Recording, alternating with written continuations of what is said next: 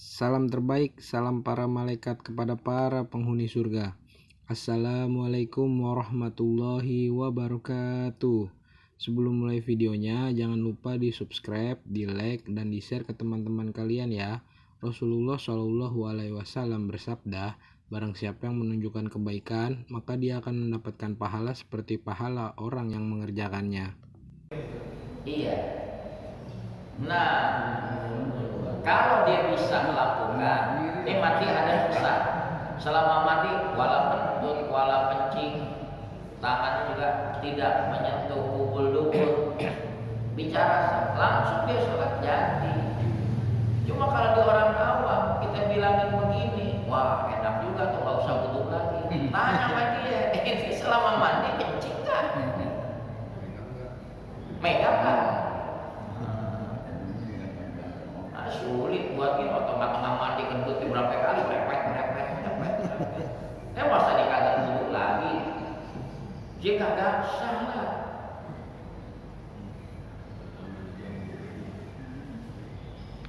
Kita lanjutkan. Wal qullatani, dua qullah itu khamsumi'ati ridlin li Baghdadin. Ada 500 kati dengan kati Baghdad. Waqad daruha, mereka menakarnya dua qullah itu bi khamsi qirabin, 5 girbah min qirabil Hijazi, daripada girbah Hijaz. Jadi standar di kala itu ya kambingnya juga girbah Hijaz. Karena enggak semua kambing sama kan. Maka yang diputuskan di kala itu girbah Hijaz. 5 kantong air dari kulit kambing Hijaz. Nah sekarang yang jadi pertanyaan, ini bukan air lagi yang kejatuhan. Walau waqa'a fis samni mathalan au fil ma'il qalili najasatun. Seandainya jatuh di minyak samin misalnya, minyak goreng dah kita, atau di air yang sedikit kejatuhan najis. Najisnya terlalu kecil.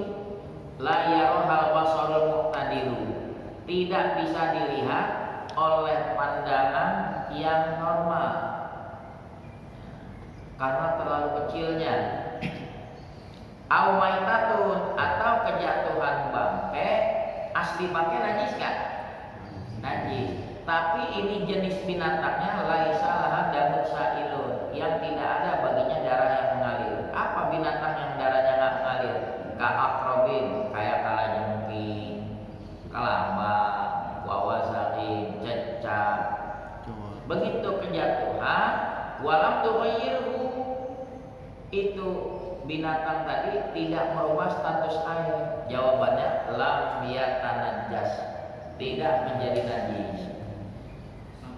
Ya, misalnya nih, lambang kejatuhan di ember. Kita lihat airnya yang ada 2 qullah di ember nggak berubah, angkat aja tuh lambang. Kalau bicara tenggelam beda.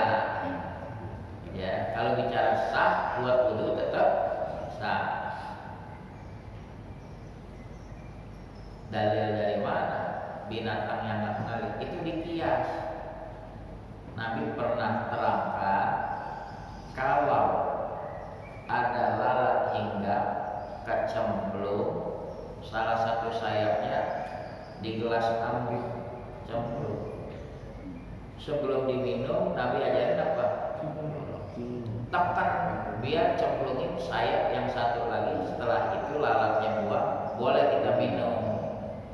Itu jadi dalil bahwa lalat tadi yang mati, kalau mati kan bangke, harusnya bangke najis nggak? Najis. Ini jenis najis yang dimaaf, gitu. Karena dia masuk kategori binatang yang tidak mengalir darahnya. Itu bangke ketika jatuh tidak merubah air yang sedikit tadi, buru-buru kita angkat. Balik ke hadis tadi, Nabi ajarin, kenapa disuruh lelepin lagi sayap yang satu? Karena sayap yang satu membawa penyakit, yang satu sedangkan kita nggak tahu yang bawa penyakit yang mana, yang bawa di mana. Jadi untuk menetralisirnya, lelepin sekalian buang. Andai kata yang satu tadi yang kecemplung bawa penyakit, yang kita lelepin bawa obat, udah ternetralisir. Jadi kita minum aman. Subhanallah ya, Nabi terangkan begitu. Tuh saya peralat sampai sekarang nih, ilmuwan silahkan ditanda mana yang bawa penyakit, mana yang bawa obat. Nabi udah terangkan begitu. Yang jelas salah satu dua sayapnya bawa obat, yang satu bawa penyakit.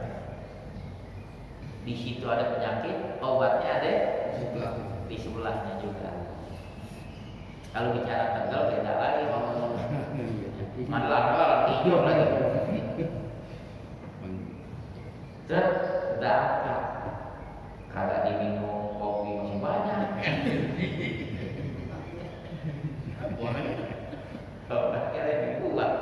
Kalau bicara suci, itu kopi tetap suci, kecuali kalau dia udah kecemplung lama mati, dia cium baunya udah berubah, jangan.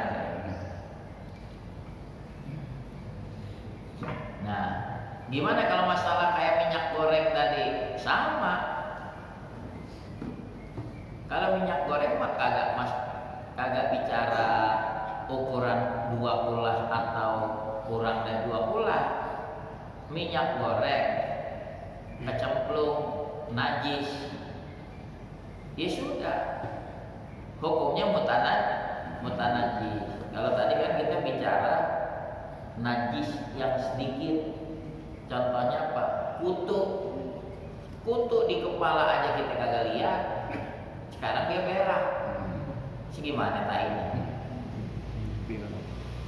Ama pandangan mata yang normal nggak mampu kita lihat. Udah tainya kutu tetap najis nggak? Itu masuk kategori najis yang dimana? Karena terlalu sedikitnya. Iya. Nah, dia bukan darah yang mengalir. Nyamuk juga bukan kategori darah yang mengalir. Cuma kalau nyamuknya sudah menghisap darah orang, kita tepok, najisnya bukan karena dari nyamuknya, karena darah yang hasil hisapan dia. Tepok, wah, kena darah, cuci tangan, karena itu najis. Nah sekarang nyamuknya belum hisap darah, dia merah.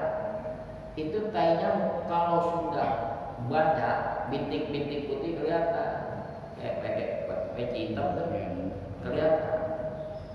Wah, ini tai nyamuk nih, udah mulai nampak nyata, dan dia kering. Tuh udah kita gosok aja pakai sikat, bersihin, jangan langsung dipakai sholat, karena udah nampaknya. Kecuali kalau cuma 1-2 biji nggak tampak sama mata, itu di mata. Nah ibu-ibu, biasakan di rumah kalau selesai masak minyak goreng masukin lagi ke botol, tutup. Kadang-kadang kita di rumah teledor, minyak goreng masih mau dipakai, didiemin aja di penggorengan, ditutup kagak. Sama tuh pedagang-pedagang gorengan juga harus belajar fikih. Lah sekarang ditutup kagak, dia taruh aja ke gerobak minyak gorengnya begitu, dia tidur malam-malam kayak cincang kan seneng nyari remah-remah gorengan. Dia tentu nyari yang gratis kan. Lagi tengah-tengah makan remah-remah gorengan dia berak, entahnya persis kayak mesis hitam putih, ngambak. Besok kita bikin pisang molen. Bang Usup beli, bang pisang molen enak juga pakai mesis. Dia kagak tahu mesis. Teh cicak kan hitam putih, mesis mah coklat. Katanya apa? Black coklat juga, black coklat. Mungkin dicobain, pahit amat. Najis itu. Harus jujur. entah pedagang, entah ibu rumah tangga, bocah kencing sembarangan, dapur sama kamar mandi dempet, ngencing, mana diri ini muncrat ke penggorengan, minyak gorengan 2 liter, buang, nggak ada istilah mubazir. Kan kalau mubazir temannya setan, ente temannya setan, udah ketahuan najis dipakai. Berarti pedagang harus jujur nggak? Jujur. Kalau yang kecemplung kotoran cicak walaupun 2 liter, buang. Jangan pakai bilang, anak petakin gak tahu ini gue. Nanti harus jujur nggak? Kita juga bilangin sama keluarga di rumah, istri, Nabi ajarin tuh kalau ada sayur di panci tutup. Kenapa? Di malam hari kamu nggak tahu turun penyakit wabah yang masuk ke situ. Makanya mengantisipasinya Nabi ajarin tutup.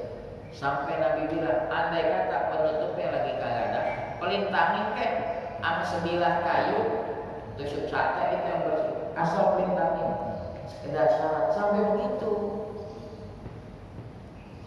mengantisipasinya. Biasain begitu. Ada nggak ajaran di luar Islam sejauh itu mengajarkan bagaimana al-wiqayah, tindakan preventif sebelum kerja? Toples biasanya tutup, entah itu gawang, entah emping, itu toples tutup. Ini emak-emak sekarang banyak nyap-nyap dari toples tuh pada hilang, lakinya pakai buat ikan cupang. Kalau pindah, Dia pengen masukin emping, mana dia toples dipakai buat apa? Di kampung saya begitu. yang itu jangan nggak perlu musyawarah tuh, buat kamu. Wallahu a'lam bishawab. Nanti kita bahas mengenai apa yang halal dari wadah-wadah yang boleh digunakan. Ada wadah yang haram digunakan, entah itu piring, gelas, sendok, garpu, mangkok, panci. 2 yang dilarang, baik laki-laki maupun perempuan. Wadah emas, wadah perak.